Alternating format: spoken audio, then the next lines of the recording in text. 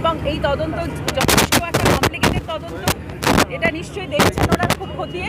তো এই জন্য তাদের সময় লাগছে হয়তো, কিন্তু আমরা অপেক্ষা করব এই জাস্টিসের জন্য। কারণ এই ঘটনা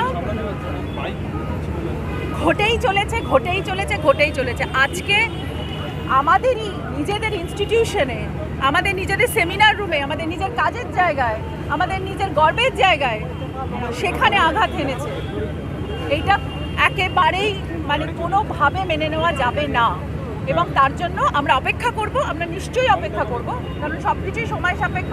আমরা অপেক্ষা করব জাস্টিসের জন্য, আমরা অপেক্ষা করব এই মেয়েটির কান্না চিৎকার যে কেউ শুনতে পেল না, যে মানুষগুলো কেউই শুনতে পেল না, তারা এই পশুরা যারা ওরকম অত্যাচার করেছে তাদের দৃষ্টান্তমূলক শাস্তি হওয়া উচিত, দৃষ্টান্তমূলক।